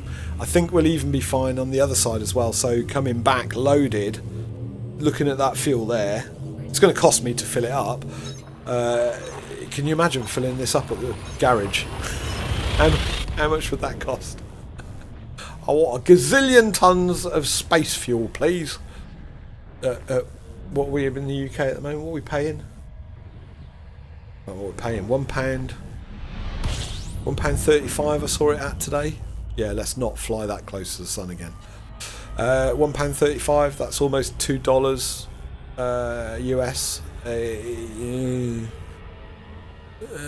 So $2 a litre. I want 60 billion litres, please. It'd be like buying 1 litre of fuel in Australia. Sorry, Aussies. You know I don't mean it. Are there any Aussies out there? Love the Aussies. Some of my best mates are Australian. Yeah. So yeah. Can you imagine pulling up? Fill it up, please, mate. Be there for like 6 weeks. Petrol pump. Going. I don't know why I'm giggling at myself. I'm not an amusing person.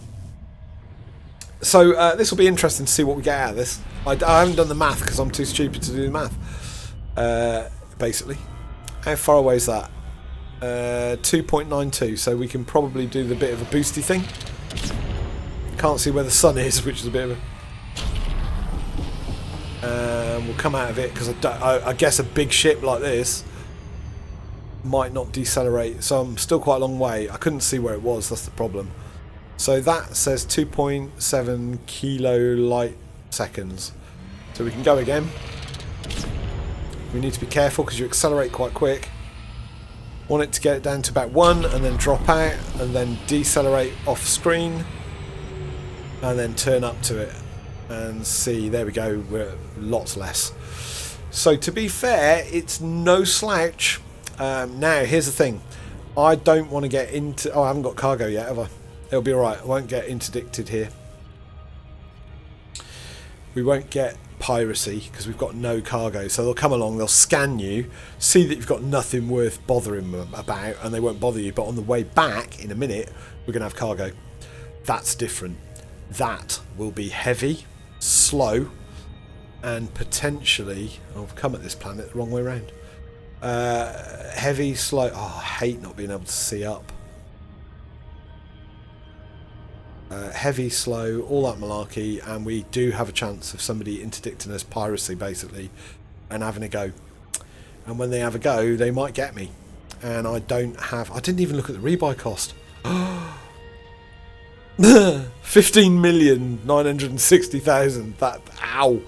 Ow. I mean, it seems like a lot. I've got enough money to cover it, actually, weirdly, for the first time in game ever.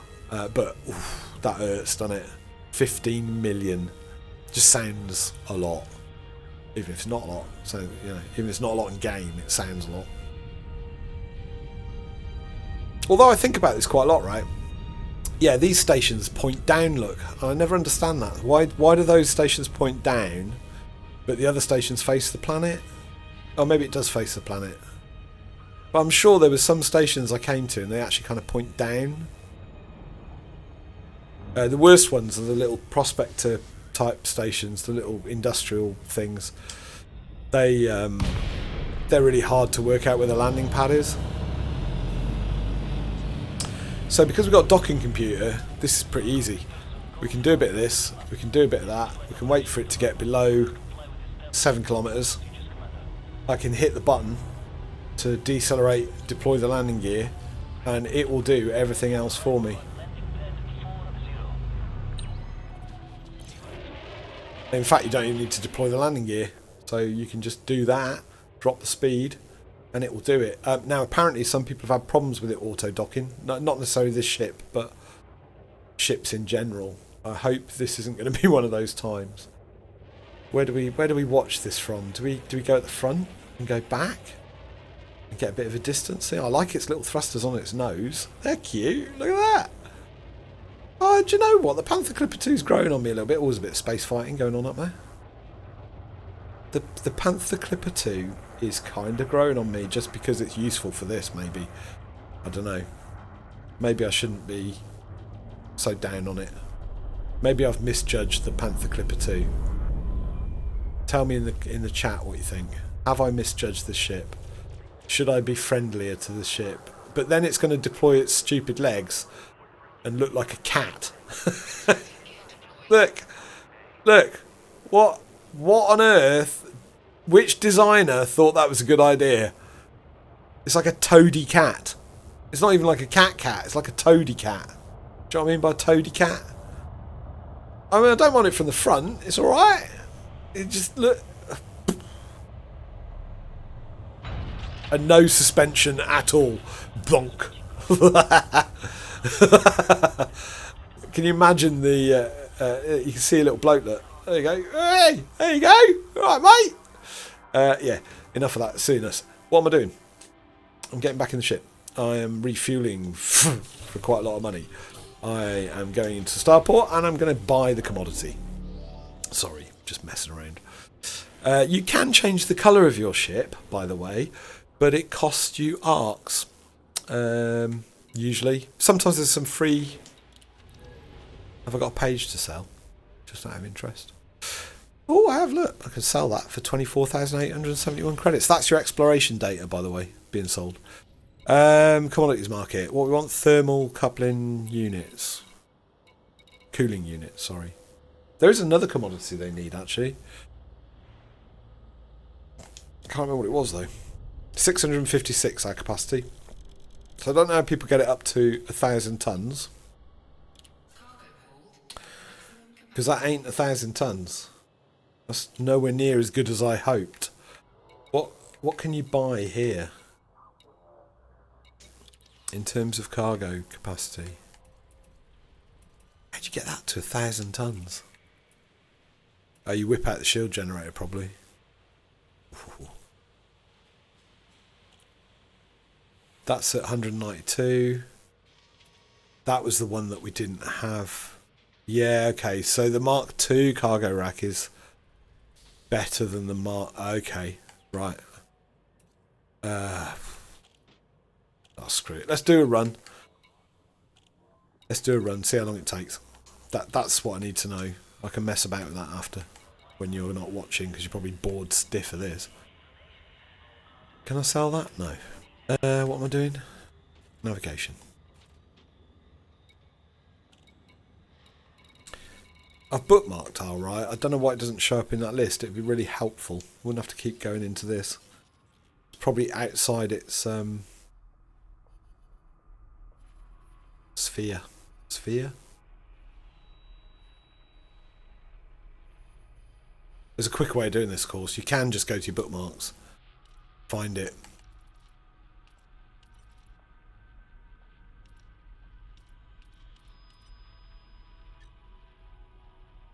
Oh. Why have I not?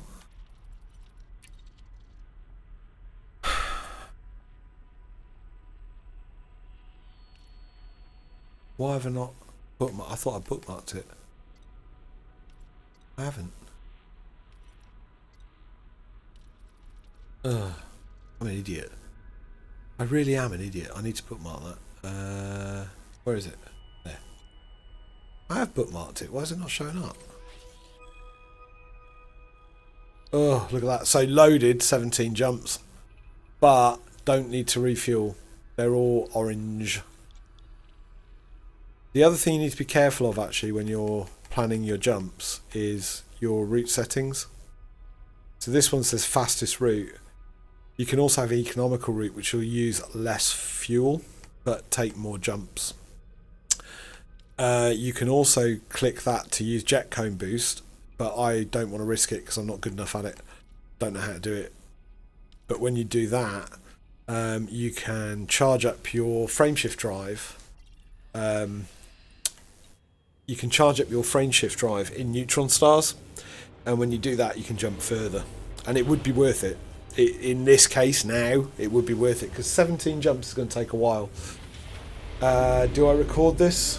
Probably shouldn't. It's boring, isn't it? Because we're just going to fly across the galaxy.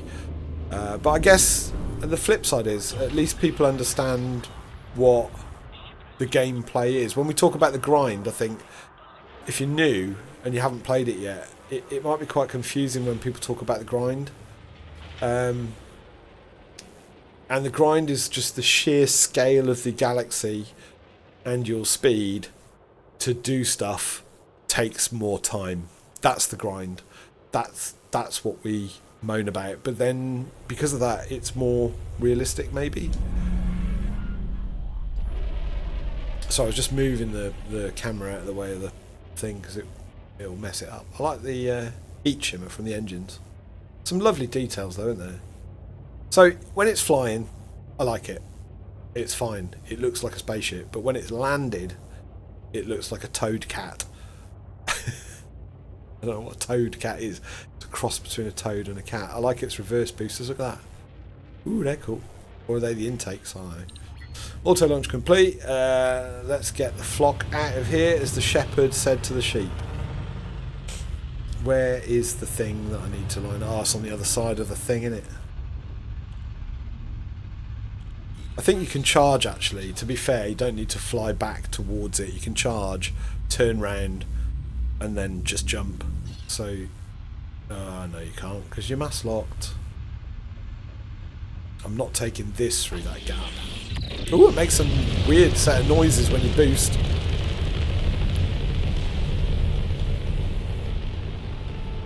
That's an Anaconda. So the other option was an Anaconda. And I probably should have bought the Anaconda because that's actually a ship I want and I like the look of. But the cargo capacity, not as good. If I can get this up to 1,000 tons on the next run, that would be good. At 600 and something, it's not that great to be honest. Probably have to take the shields out. That's high risk. Shields give you a little bit of survivability if you need to run away from pirates. That's the theory. That's why I've left them on.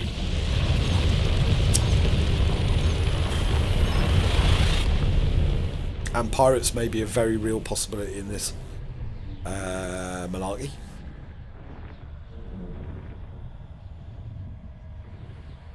So normally what I do when I jump out of hyperspace is I normally rotate and fuel scoop like that. And then accelerate, but and this ship I'm going to have to go slower, point it well away, and then accelerate because it's a bit sluggish in Super Cruise, and I'm worried about hitting the sun. You fly around the sun because of the Super Cruise overdrive, then engage. That makes it a lot quicker. So we've got 16 jumps now. Yay! Plenty of fuel. So 16 jumps. How much can we make with 16 jumps and a Panther Clipper MkII with 600 and something tons on it? Is it as good as mining? Now it's not as good as it was because it's taking 16 jumps, so it's taking longer. Then this is the problem, right? So you might make more with the Python doing 2 jumps each way than doing whatever it was, 5 or 7 jumps out and 16 jumps back. So when I'm talking about balancing the reward versus time, Bigger ships don't always make sense. Yeah, I can take more stuff in one trip, but I'd need to like time it and work it out. I just can't bother with that. This is why I'm a bad pilot though, right? This is why I'm a bad pilot. So a good pilot, a good commander would work it out. A good pilot or a commander would go, right, it takes me this long in a Python to do a trip, a round trip, there and back. It takes me this long in a Panther Clipper MkII to do the trip for this much cargo. That's the math you need to do to work out which one's going to be more efficient. But I just like playing a video game. I don't want to do math because I'm not a clever bunny. And I'm also dyscalculic, so I have problems with numbers, which makes Elite Dangerous really stupid to play, if I'm honest. Oh, I've not been scanning either, like a muppet. So I probably don't know any of these systems. If I scan them, I'll get money for the data. There you go, look at that. I did say I'd show you FSS, but I don't think I've got it on this ship. Yeah, I have. Right, let's show you FSS very quickly. Do I want to do it? Is it unexplored? Yeah, it is. So what I do is I look there, right, I'm on the plane. I'm going to fly at 90 degrees to that plane. Some ships, it's hard to see it. It's about there. I'm going to hit my Super Cruise overcharge. I'm going to boost out quite a long way. Let it go fast. Try and keep it roughly where I think it needs to be. Drop out of it. Decelerate, because you need to be stopped anyway. As it's still moving, I'll turn around, but only once it's decelerated. And on my radar screen, I'm going to put the suns in the center of the radar screen. Sorry, in front of the radar screen, at the front of the triangle. Try and point towards them. And I've boosted away so that it's really easy to do what I'm about to do. So there's the suns back there, or the nav beacon. And you see that line that showed up there? That's an orbit line. So something is orbiting around something else. So if I now go into the FSS scanner, we've got these areas here on the screen which change. And down the bottom right it says high metal content world. That's icy bodies, and that's rocky icy worlds. And it's kind of a mini game again, so you kind of scan around until that happens, then you zoom in, scan around until that happens, zoom into the planet, it'll scan the planet. You don't have to wait there, you can literally zoom in and out. Sometimes something interesting comes up though. So see, that's human, so we've got people living there, so it's an inhabited planet. It's quite interesting, maybe. Sometimes you get like life on other planets, alien life. That's human as well. So inhabited system. So you could do this, you could scan around. There is another way of doing it in an inhabited system like this. You don't have to FSS scan. You can drop out of Super Cruise and scan the nav beacon, because there's humans here, there's people here. You can scan the nav beacon. So I won't get any money for this because it's a populated region of space. So I'm not really going to bother.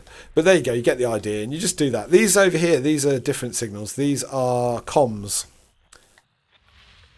So it says encoded emission. So if you're looking for certain things, that can be helpful. Anyway, you get the gist. You do that until you've scanned 100% of it. Then you've mapped that system. You can move on. You could also, if you wanted to, go towards a planet, and you can use an advanced, or I think it's called advanced surface scanner, to launch probes at the planet. It's a bit like Mass Effect. If you've ever played Mass Effect, you launch the probes at the planet, and it does a detailed surface scan. That is okay. Takes quite a lot of time because you have to fly around the other side of the planet. What that's really useful for is if you're looking for a material that you need to pick up off a planet's surface. That's when it's useful. The rest of the time takes a long time and probably not worth it, to be honest.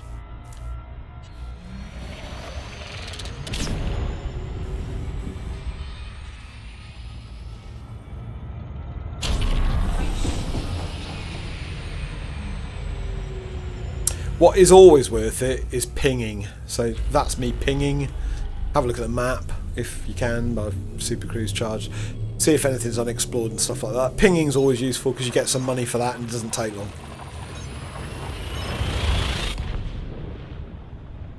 Is that quite loud, by the way?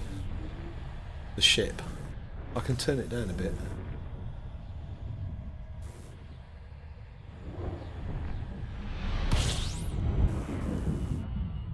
Oh, I'm off the screen.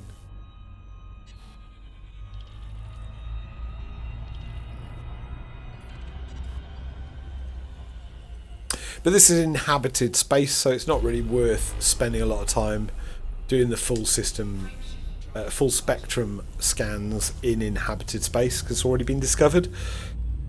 I'm hoping that when we do the Distant Worlds expedition, by the nature of everyone having a slightly different jump range in whatever ship they're using, you will come across systems that have never been discovered, or planets that have never been discovered, because you're right out there, like a bazillion, gazillion light years out into space. Whereas normally I spend most of my time around inhabited space, places with people. The reason for that is there's starports and you can buy stuff and you can sell stuff.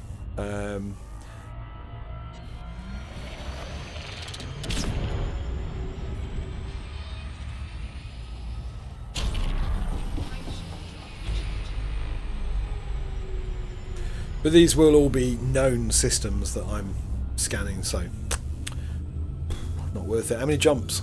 Still got 11 jumps to go. Going quite quick though, because we're not scooping fuel. It's not going really slowly, to be fair.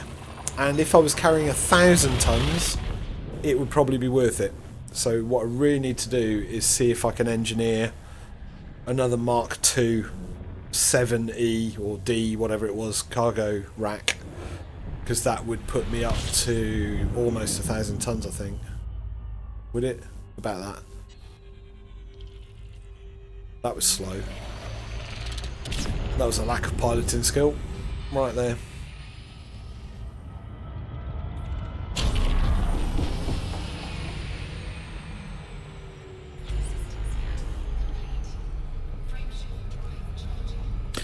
Ten jumps. So not great YouTube content, is it? Let's be honest. You know, watching some fat old bloke cruise across the galaxy like a space trucker.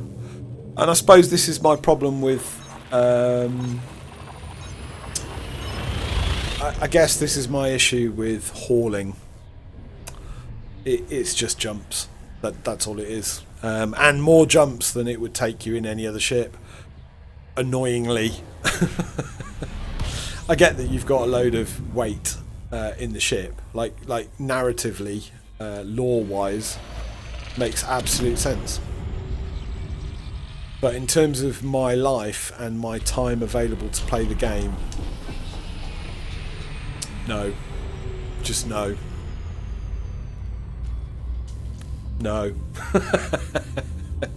There is another reason for exploring the Panther Clipper MkII though, and that is colonisation.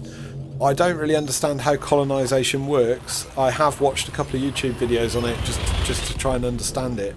I think you stake a claim on a planet or a slot that's available in a system. Then you've got a period of time to build your first station. I think it's 4 weeks once you deploy a marker buoy. Like everything in Elite, there's always a time limit, which can be a bit annoying as well, to be honest. But anyway, so you could, with the Panther Clipper MkII, I'm guessing you can haul quite a lot of stuff quite quickly.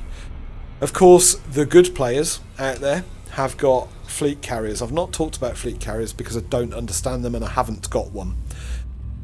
I get why people have them. So a fleet carrier is the ship that we land on actually at Alrai. That's a fleet carrier. You can own a fleet carrier. You can own one of those great big ships. And you can jump it across the galaxy, I guess. But my understanding of it, my basic and limited understanding, is that they cost a lot to run. That makes sense, again, with lore and narrative, because obviously it'd take a lot of fuel, wouldn't it? And stuff like that. I get that. But for that reason, it's not something I'm very interested in. I struggle to make enough money as it is in the game. I don't want something to make that even harder. And also, I think the buy-in cost of it is huge. My understanding is it's 5 billion credits just to get the ship, and then you need to equip it with what you need it to have, which could cost you another 10 billion. I don't know what it costs, but and then you got the running costs. I think you need to donate. I think it needs to run on tritium. So you have to make sure you got enough fuel. You have to make sure you got enough whatever. It doesn't earn you money. It costs you money, but it can earn you money in this scenario. The one we're doing now. This looks bad. Oh no, it's a white dwarf. It's all right. My fuel's starting to go down, and I'm getting a bit worried. 6 jumps. That's looking a bit scary. I really don't want to run out of fuel. If I make a mistake, go to the wrong place. Yeah, so you don't earn money from a fleet carrier, but here's the deal. This community goal at the moment, like I said, I need 4,000 units dropped off in our ride to get into the 75% at the moment. The whole community goal is only at 34.9%. It's still got the other whatever left. So here's the thing. What a lot of people are doing is they've parked their fleet carriers where they're mining, and they're able to just shuttle backwards and forwards a short distance to drop off their mined materials. Later this week, when that community goal finishes, they're all going to fly to Al Rai. They're going to drop off hundreds of thousands of tons, and that 4,000 credit units that I'm talking about won't be anywhere near enough to get 75% of top contributors.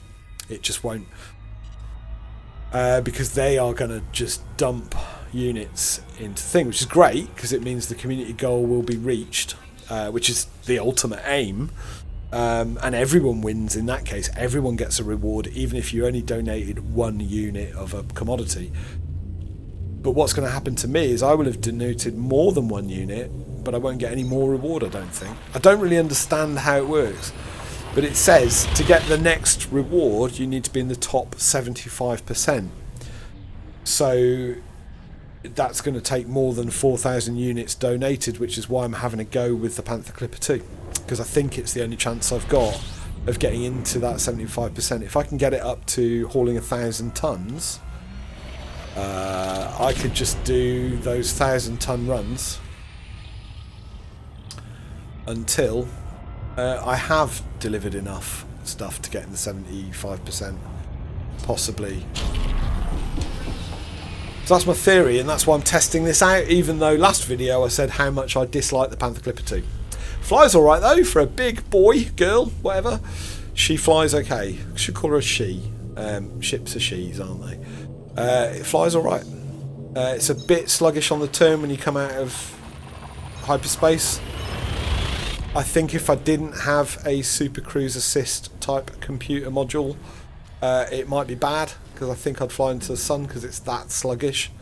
If you came out of the light jump with throttle, you'd probably fly into the sun. It's like this now. It's slow to turn. Super slow. Once you boost it, it's quite nice. It's fairly stable till it gets super fast. 3 jumps left. It could be faster than mining this. It could be faster than mining and actually still earn you a reasonable profit. Doesn't have to be as much profit as mining, let's be honest. On the mining thing, on 256 tons, I was earning 70 million credits. That's good, but the mining takes longer in terms of time.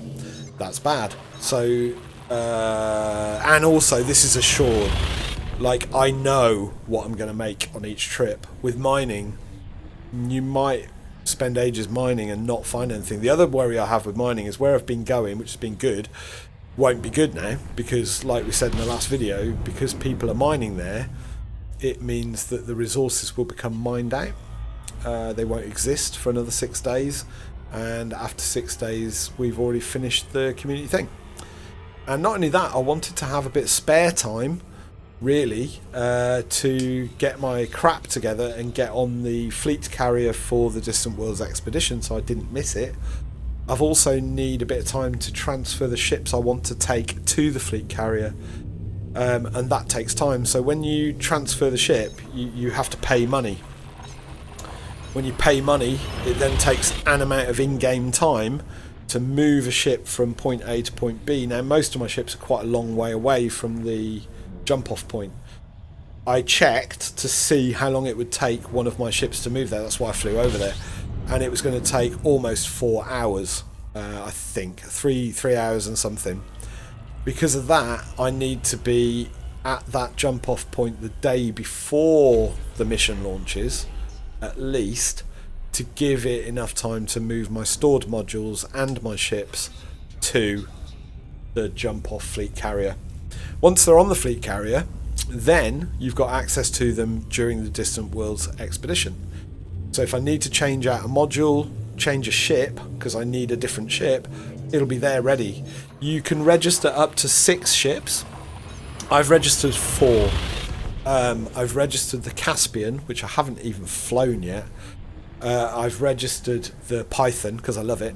It's my multi-role baby and I'm taking it. I've registered the Mandalay because it's got the best jump range of all the ships I've got, even though it's a pre-built ship. I'm sorry, yamiks. What else have I registered? And that's it. I might need this, funnily enough, but I don't think I would take this. Just because it's not my cup of tea. Hauling isn't my cup of tea. This really isn't my thing. So there will be other people who like hauling, I reckon, and they will have theirs and they can do the hauling. I'll go do something else. So I'll do some research, or I'll do some xenobiology. Hopefully there's an opportunity to do that because I've never tried it. Or I will do some mining. I do like, the mining's alright. Or I'll do just a bit of general stuff, whatever else needs doing, I guess, for the expedition missions. I don't, as I understand it, see the big ship, I did say about the big ship, didn't I? I did worry about gravity wells and slowing down, and I might have been right, because I've just done a massive loop of shame. She's a big girl. Look at the size of that cockpit. I should be in that chair though. It's my ship. I want to sit in the chair that's up.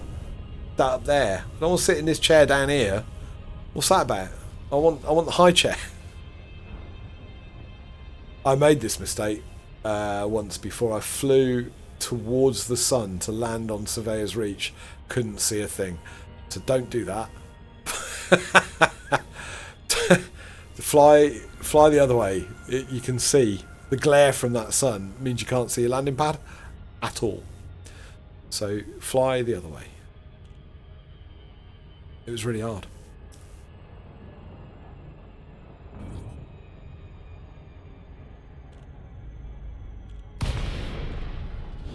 So again, we've got to wait until we're down to below 7 kilometers and ask for docking and drop off our 600 and whatever tons it was. Should have a look at that. I know how to look at that actually, I've remembered. Go over here, go inventory. There you go, 656 tons currently. So I need another Mark II thing because that was 192 tons as opposed to 155 tons I think for the Mark 1.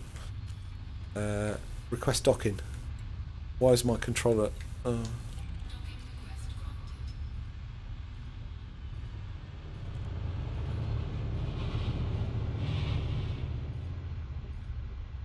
And we'll let it do its thing. I ain't going to dock that thing. I got no interest in landing that manually. Look at it. It's a behemoth.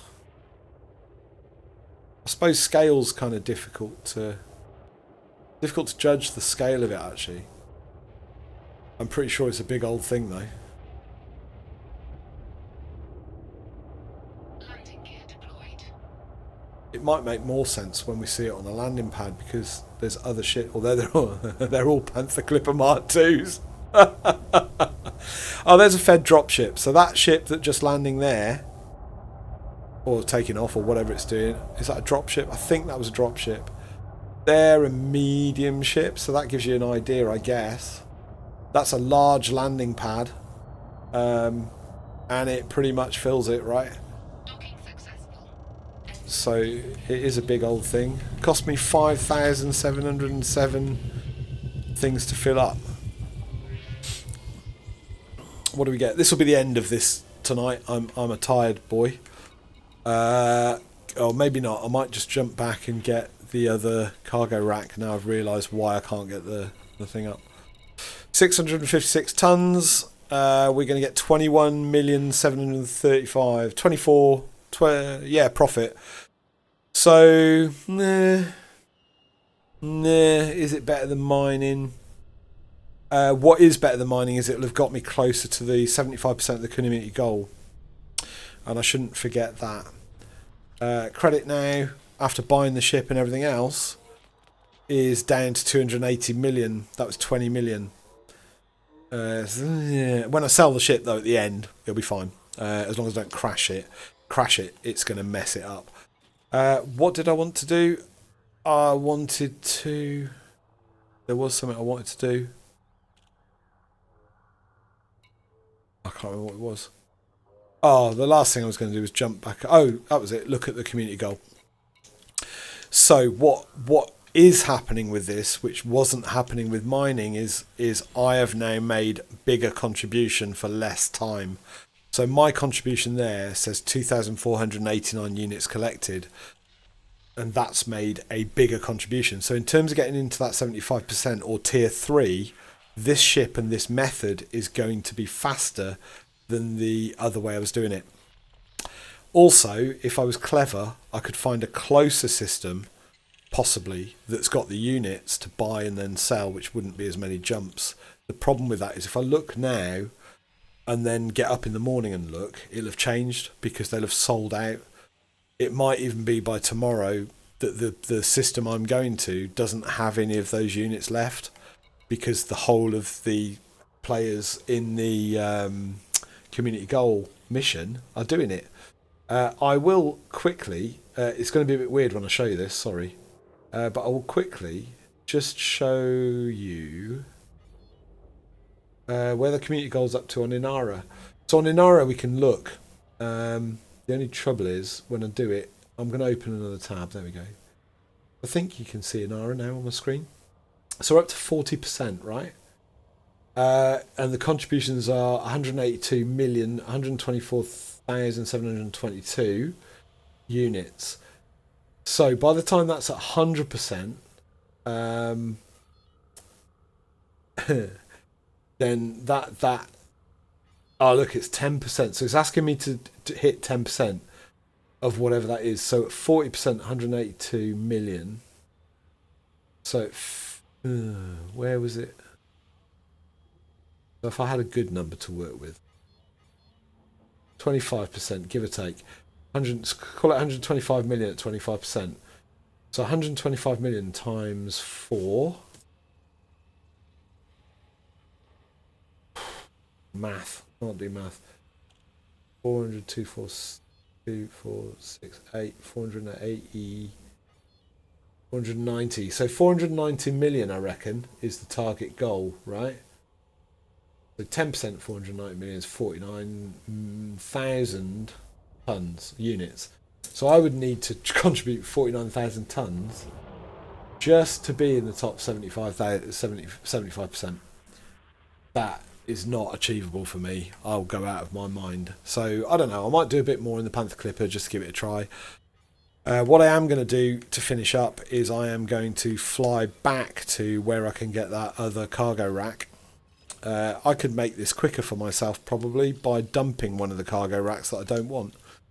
So if I go to outfitting, so that is a 7E with a capacity of 128. I want a Mark II really, don't I? So that Mark II, look, it goes from 128 to 192. I want Mark II cargo racks, and they were available at the other one, but I don't know how many. I'm going to dump that. Dump that one. Keep the Mark IIs. That's a 7E.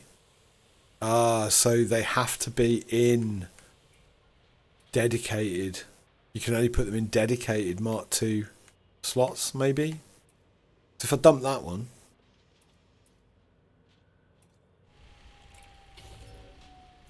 It just says empty internal compartment. That one says empty Mark II storage compartment. I bet you can't put... Oh, is that why it didn't show up? So can I get it here? Mark II, there it is.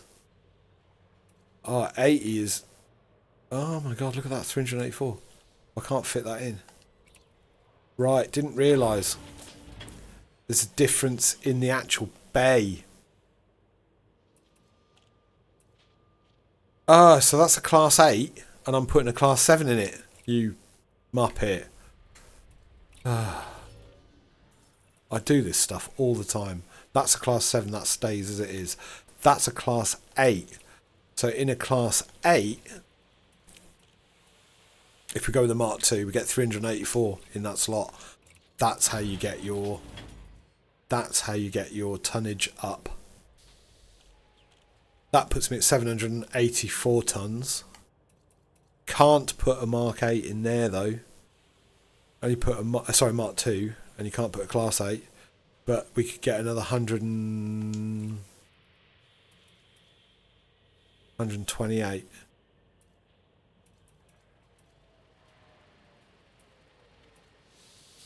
Get another 128 tons in there.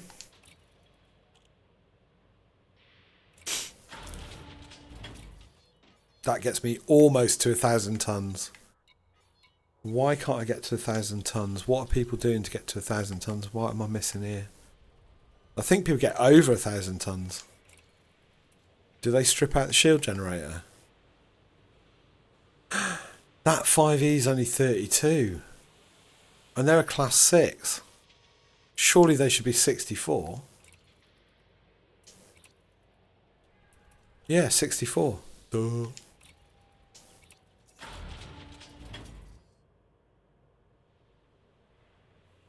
$944 tons.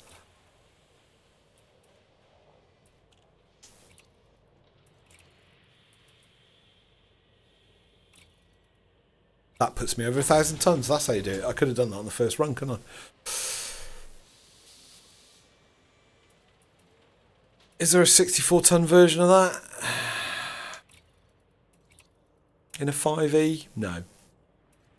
Capacity is all the same. So that's me maxed out, I think. So that is... Oh, I'm slightly under.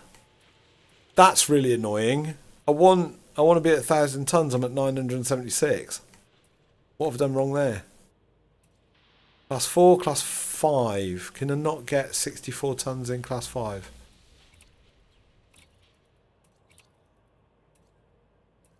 No, it's 32. That's your max. Why can't I get 1,000 tons? 64. That is the maximum there, isn't it? I'm almost at 1,000 tons. It would just make the math so much easier for my dyslexic, dyscalculic brain.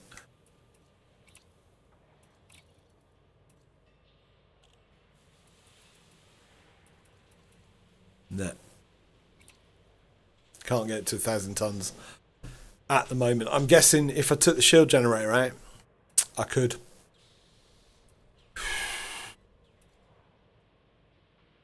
Can't put a smaller one. Oh, is that how you do it? Do you take that out? Right, okay.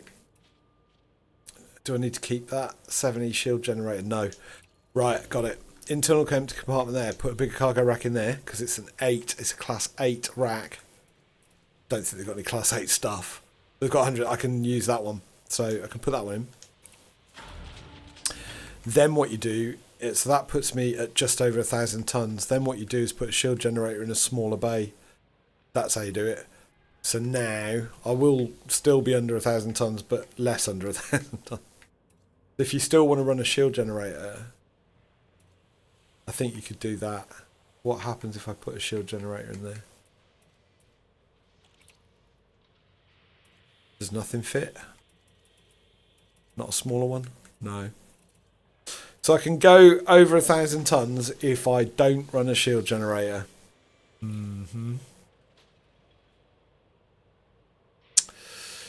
What's my rebuy cost? It's all about the rebuy cost, right?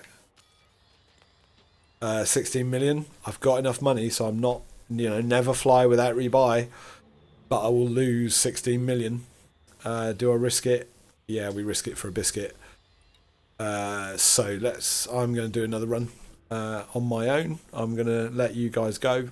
You're probably bored stiff with this anyway. So there you go. Thank you very much for joining. If you have stayed this long, if you've just dropped in and out, that's fine. Great to see you. As usual, I wish you safety and wellness. That's a weird screen, sorry.